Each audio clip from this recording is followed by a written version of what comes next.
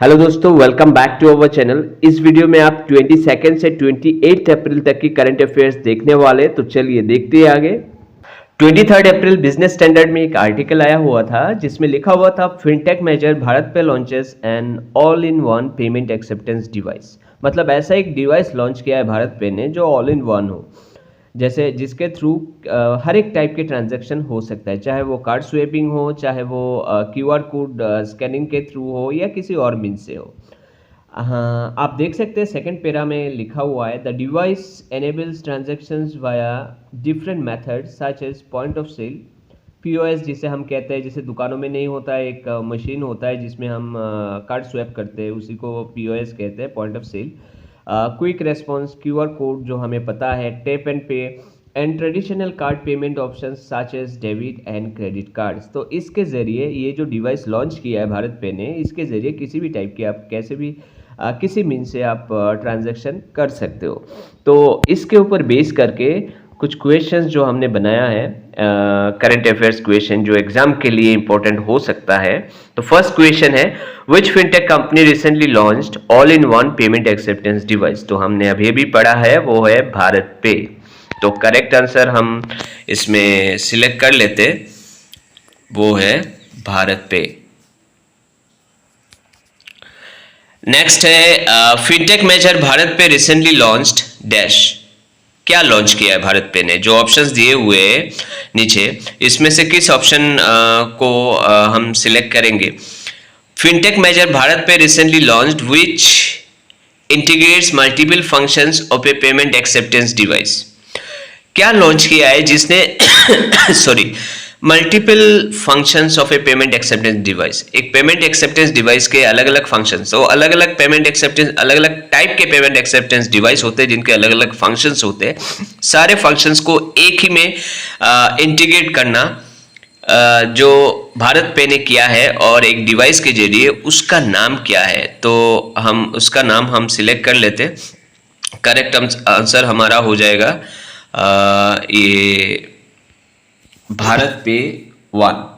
तो इसको आप ध्यान में रखना है आपको। फर्स्ट वाले का ऑप्शन है भारत पे, कंपनी का नाम है भारत पे, और जो डिवाइस लॉन्च किया है या आप कह लो प्रोजेक्ट जो है, उसको भारत पे वन कहा जाता है। ठीक है, या जो प्रोडक्ट है आप कह सकते हो, जो प्रोडक्ट, उसको भारत पे वन भी कह सकते हैं। Question number 3, BharatPe one which has been launch recently is targeting. BharatPe one जिसको लॉन्च किया है, भारत पे वन क्या है? एक ऑल इन वन डिवाइस है जो किसी भी टाइप की एक्सेप्टेंस पेमेंट एक्सेप्ट करता है। तो भारत पे वन जो लॉन्च किया गया है वो किसको टारगेट, बेसिकली किसको टारगेट करने के लिए? Retail customers, B to B customers मतलब बिजनेस टू बिजनेस कस्टमर्स, मतलब जो बिजनेस में है बेसिकली, उन्हीं को कहा जा रहा है, मर्चेंट्स वगैरह ये या बड़े कॉरपोरेट जो है। तो यहाँ और नेक्स्ट हो गया एनआरआई कस्टमर्स, और 4 नंबर है रूरल कस्टमर्स। तो इसका करेक्ट आंसर है एक्चुअली मर्चेंट को टारगेट किया है, मेनली मर्चेंट जो डेली बेसिस में ट्रांजैक्शंस होते हैं, जैसे दुकान वगैरह, शॉप्स वगैरह, उनको टारगेट किया गया है। तो वो बिज टू बी कस्टमर्स में आते हैं, बिजनेस टू बिजनेस कस्टमर्स में। तो करेक्ट आंसर हो गया ये, बेसिकली मर्चेंट को टारगेट करने के लिए इसको लॉन्च किया गया। भारत पे one has which of the following features. तो नीचे कुछ फीचर्स दिए हुए हैं, उनमें से कौन सा फीचर है भारत पे वन में? HD टच स्क्रीन है, वाईफाई है, 4G है, all of the given options है। तो क्या क्या है? तो ये एक ऐसा डिवाइस है जिसमें सारे करेक्ट आंसर हो गया हमारा all of the given options. इसमें HD टच स्क्रीन भी है, वाईफाई भी है और 4G भी है। नेक्स्ट इकोनॉमिक टाइम से जो आर्टिकल है वो है 23 अप्रैल का ही है।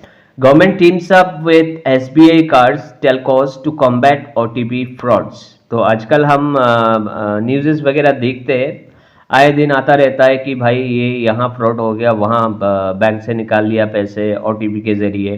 तो इसको स्टॉप करने के लिए, ऑनलाइन फ्रॉड को स्टॉप करने के लिए गवर्नमेंट ऑफ इंडिया, भारत सरकार और गवर्नमेंट की टीम्स जो है, मतलब भारत सरकार की टीम, कौन सी टीम वो हम पढ़ेंगे, ये फर्स्ट पैराग्राफ में है। India's home ministry, SBI cards and payment service limited, जिसे एसबीआई कार्ड कहा जाता है शॉर्ट में, and telecom operators have partnered to develop an innovative solution for alerting about stolen one-time password as part of a broader effort to combat the growing threat of cyber fraud and phishing attacks on the banking ecosystem. तो आजकल हम देखते हैं ना, जो cyber fraud होता है, online fraud होता है, कहीं भी कभी भी आपके पास फ़ोन आ जाता है और कहा जाता है ये आपका तो ये लग गया, लॉटरी लग गया, ये लग गया, वो लग गया, ऐसे करके आपसे ओटीपी मांगा जाता है। फिर ओटीपी के ज़रिए क्या होता है, आपके अकाउंट से पैसे निकाल लिए जाते हैं। तो ऐसे जो ऑनलाइन फ्रॉड से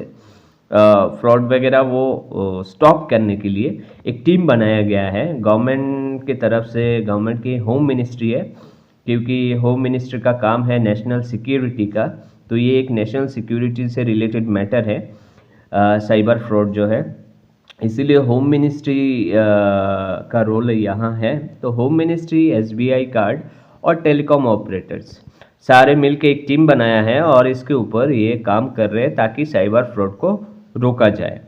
ठीक है, इससे पहले आप देख सकते हो रिजर्व बैंक ऑफ एकदम लास्ट वाले जो ऑप्शन है, हमारा जो पैराग्राफ है, Reserve Bank of India had pushed for an additional factor of authentication for any digital payment transaction, mainly to combat frauds.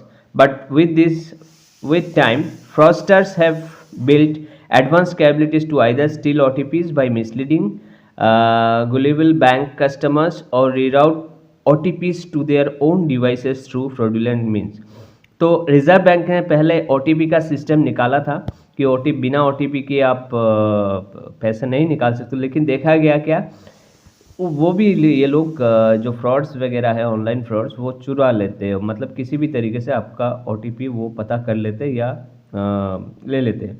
ठीक है, अब इसमें एक ये खास ये जो टीम बनाया गया है, तो बेसिकली काम करेंगे कि एक सॉल्यूशन के ऊपर काम कर रहे हैं कि जैसे भी जब कभी कोई ट्रांजैक्शन आप कर रहे हो, तो जिस मोबाइल से आपका जहाँ से भी आप कर रहे हो, इससे क्या होगा, ये लोग इस पे काम कर रहे हैं कि आपकी मोबाइल जो सिम आपने लिया है उसका जो रजिस्टर्ड एड्रेस है और ओटीपी, जब भी आप ट्रांजैक्शन कर रहे हो, ओटीपी जब डिलीवर हो रहा है आपके मोबाइल पे, तब जो लोकेशन है और एड्रेस वाला लोकेशन, वो दोनों अगर मैच नहीं करेगा, मिसमैच होगा, तभी जाके आपको अलर्ट किया जाएगा कि सेम लोकेशन से वो नहीं हो रहा है, आपका एड्रेस ये है और ओटीपी कहीं और से लिया जा रहा है, तो वो आपको नोटिफाई करेगा। इसके ऊपर और बहुत सारी चीज़ें हैं जिसके ऊपर फ्रॉड, ये साइबर फ्रॉड स्टॉप करने के लिए ये टीम काम कर रही है। तो फर्स्ट क्वेश्चन इसके ऊपर, तो first question, recently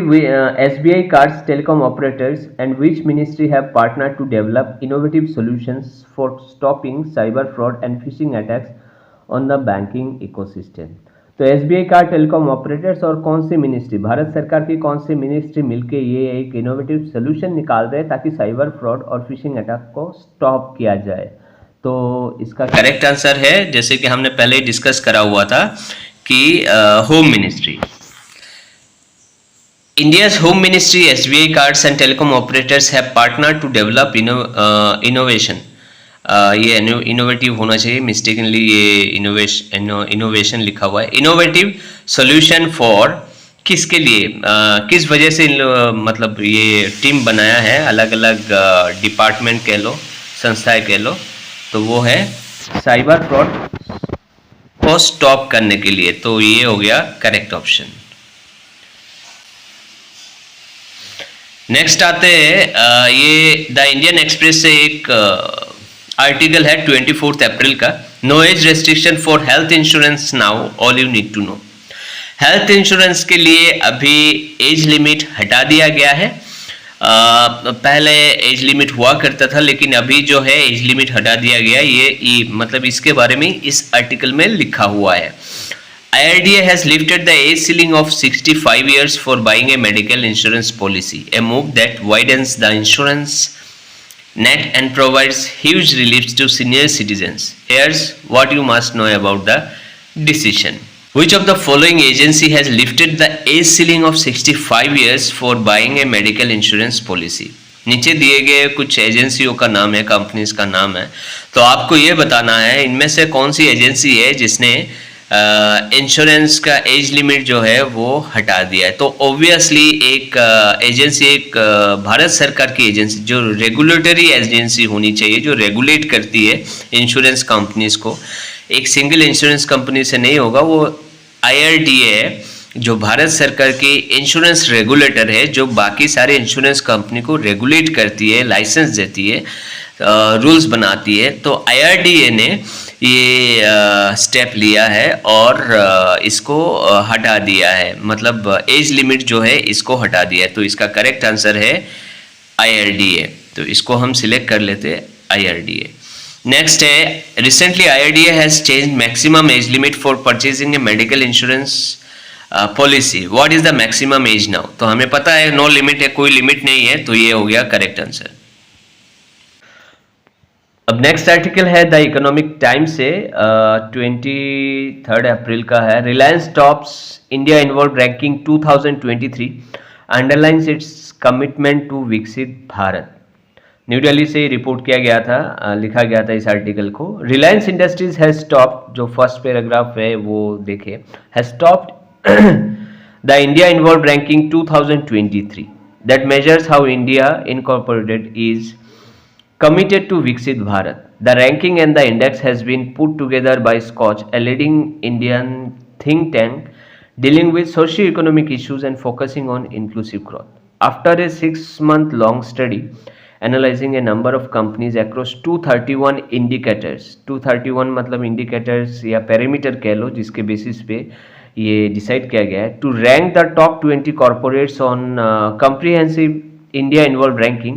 it is followed by Hindustan Unilever and Adani group.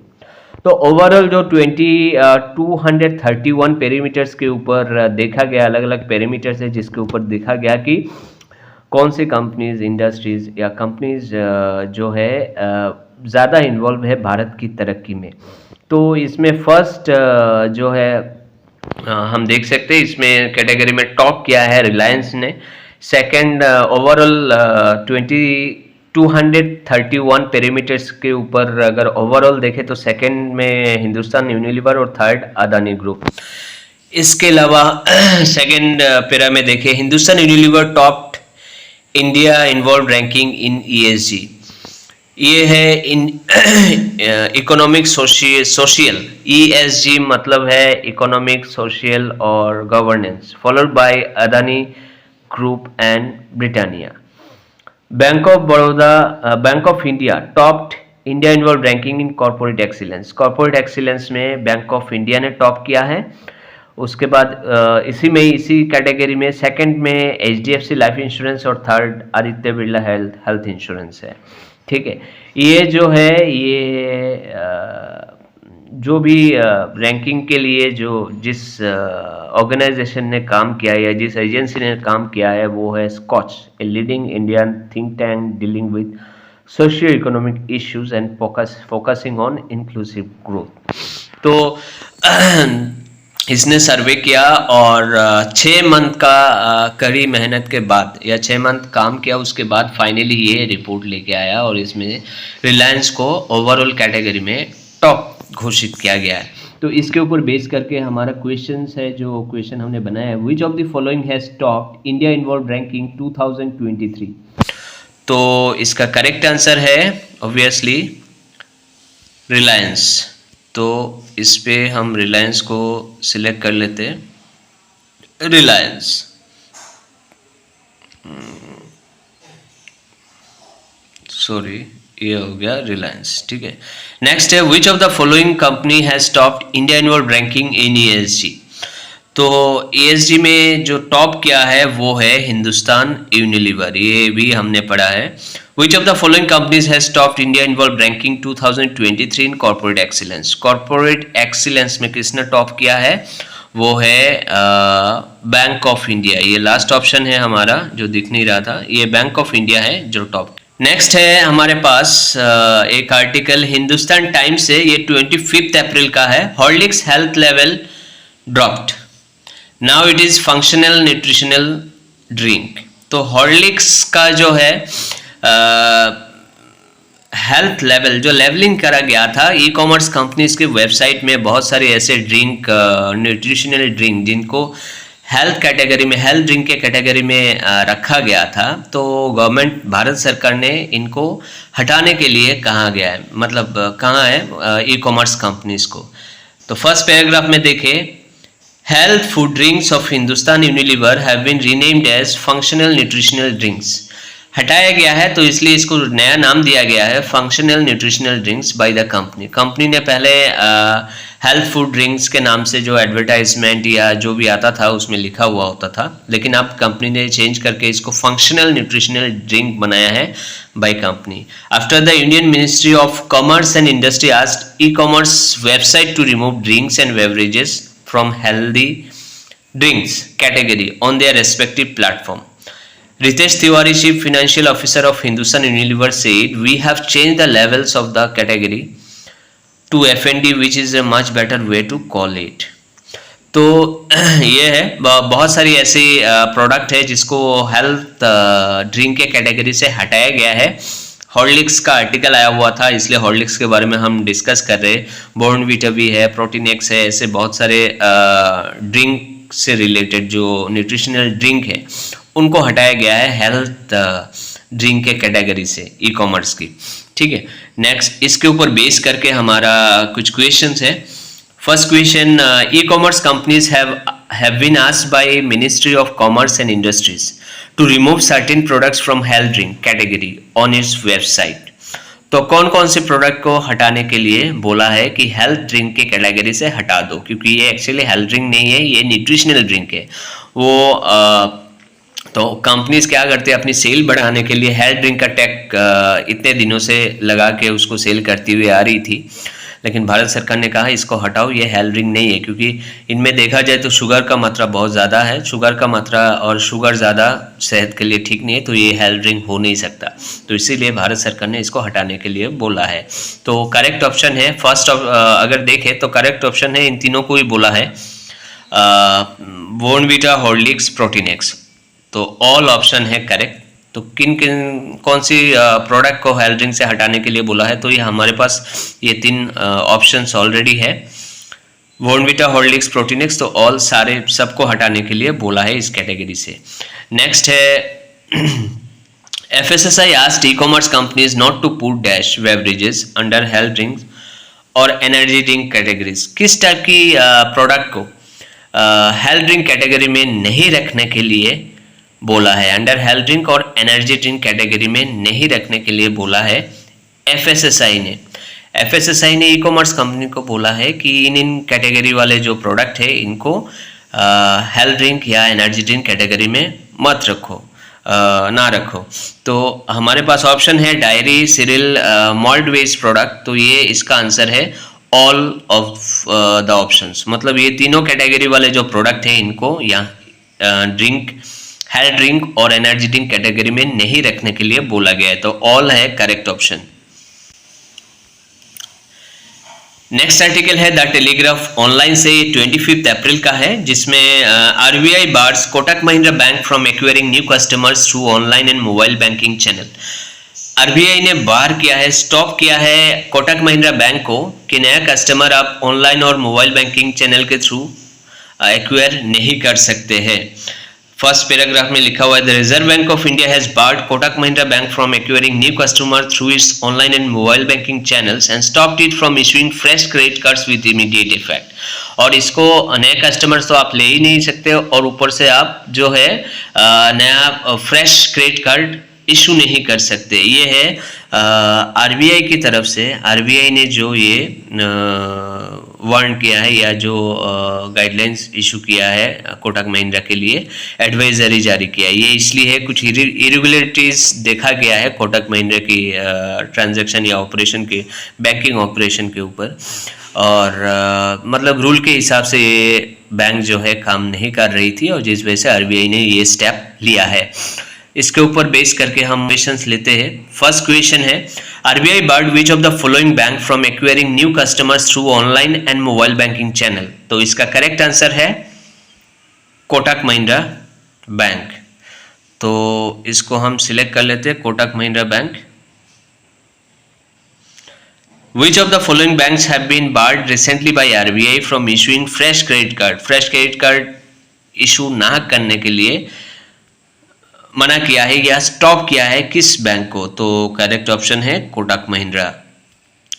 अब आते हैं नेक्स्ट इसमें नेक्स्ट आर्टिकल द हिंदू से है Asian U20 athletics gold for Ranveer Ekta and Anurag. तो एशिया U20 एथलेटिक्स चैंपियनशिप अभी अभी ख़त्म हुआ है, जो 27 को ख़त्म हुआ है, 27 अप्रैल को, और ये 25 अप्रैल का है ये आर्टिकल।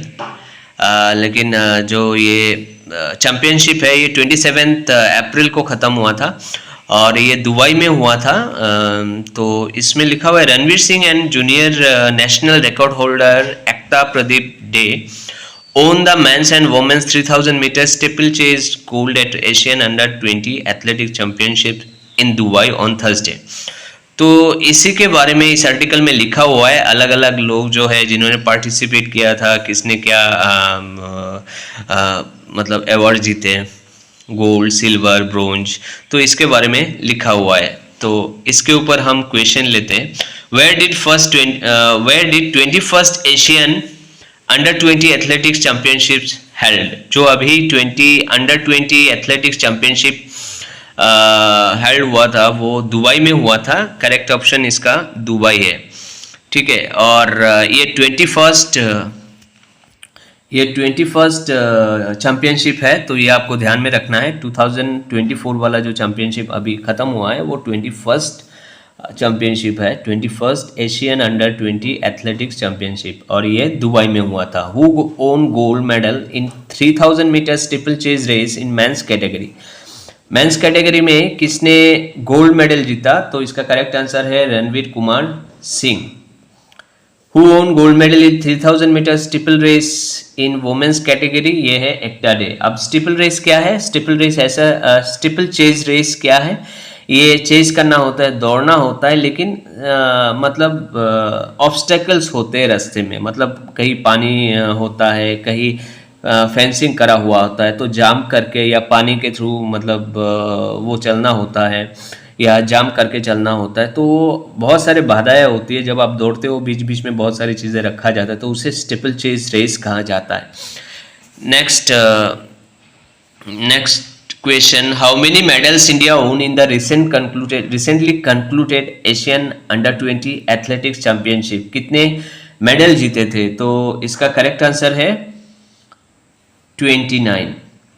नेक्स्ट क्वेश्चन है how many gold medals India won in Asian Under-20 Athletics Championships? कितने गोल्ड मेडल जीते थे? इसका करेक्ट आंसर है 7। तो ये हो गया, ये कुछ क्वेश्चंस है, लेकिन इसके ऊपर और क्वेश्चंस बन सकते हैं जो इस स्लाइड में, इसमें आप अगर देखोगे तो हमने सारे जो गोल्ड मेडल विनर्स है ये उनका लिस्ट यहाँ दिखाया है आपको। किसने किस कैटेगरी में, जेवलिन थ्रो में, मेंस जेवलिन थ्रो में किसने, दीपांशु शर्मा ने किया मतलब मिला है गोल्ड, हर्षित कुमार को मिला है मेंस हैमर्स थ्रो में। तो ऐसे ही ये आप नोट करके रख सकते हो कि गोल्ड मेडल किन किन को मिला है। हमने तो 2 के बारे में डिस्कस किया है, जो 3000 मीटर स्टीपल चेज रेस में जिनको गोल्ड मिला है, क्योंकि ये आर्टिकल में आया हुआ था। और बाकी जो भी है गोल्ड वाले ऑप्शंस ये ऑलरेडी आपके पास है, जो विनर है ये आप नोट करके रख सकते। नेक्स्ट आर्टिकल है असम ट्रिब्यून से 25 अप्रैल का। Sana Mir and Usain Bolt named ambassadors of ICC T20 world cup qualifier 2024 T20 world cup qualifier के लिए एम्बेसडर घोषित किया है या मतलब सिलेक्ट किया है साना मीर और हुसैन बोल्ट को। साना मीर को वुमेन्स वर्ल्ड कप क्वालिफायर के लिए नॉमिनेट किया है या सिलेक्ट किया है, और हुसैन बोल्ट को मेंस के लिए। तो यही है इस आर्टिकल में जो लिखा हुआ है, ठीक है। साना मीर बेसिकली स्कीपर है पाकिस्तान क्रिकेट वुमेन्स टीम की स्कीपर रही है, और हुसैन बोल्ट तो आप सभी लोग जानते हैं। Question 1, who has been named ambassadors of men's ICC T20 world cup qualifier 2024? तो इसका करेक्ट आंसर है मेंस कैटेगरी में Usain Bolt. Who has been named ambassador of Women's ICC T20 World Cup Qualifier 2024? ये है साना Mir. Next है the times of India से अप्रैल 27 की ये आर्टिकल है जिसमें आया हुआ था RBI provides route map for SFBs move to universal banks. RBI ने रोड मैप जारी किया है कि एसएफबी जो स्मॉल फाइनेंशियल बैंक्स है वो कैसे एक यूनिवर्सल बैंक बन सकते हैं, फुल फ्लेजेड बैंक कैसे बन सकती है। मुंबई से ये रिपोर्ट लिखा गया है। RBI has outlined the eligibility criteria for small finance banks to become a universal bank. This transaction will enable them to provide loans to larger businesses and offer the full range of financial services and banking products. To apply for conversion to a universal bank, the SFB must have been operating satisfactorily for at least 5 years, have its share listed on a recognized stock exchange, maintain a minimum net worth of 1000 crore, meet capital adequacy standards and demonstrate consistent profitability with low levels of bad loans over the past 2 years. तो ये article है, इसमें इसी के बारे में SFB कैसे एक full fledged bank universal bank बन सकती है, यही है इस आर्टिकल में। तो फर्स्ट क्वेश्चन इसमें इसके ऊपर है RBI has set eligibility criteria for which of the following financial institution to become a universal bank. किस टाइप की फाइनेंशियल इंस्टीट्यूशंस को यूनिवर्सल बैंक में कन्वर्ट करने के लिए आरबीआई ने एलिजिबिलिटी क्राइटेरिया सेट किया या बताया है। तो इसका करेक्ट आंसर है small financial bank, small financial bank. Next question, to apply for conversion to a universal bank the SFBs must have how many years of satisfactory operations. कितने साल का सेटिस्फैक्टरी ऑपरेशन, मतलब सही ढंग से बैंक या small जो फाइनेंशियल बैंक है वो कितने साल से कम कितने साल का सेटिस्फैक्टरी ऑपरेशन होना चाहिए, वो है 5 ईयर्स, कम से कम 5 ईयर्स। तो इस वीडियो में आज के लिए इतना ही। नेक्स्ट वीडियो में हम लेके आएंगे एक और वीक की करंट अफेयर्स जो आपकी एग्जाम्स के लिए हेल्पफुल हो।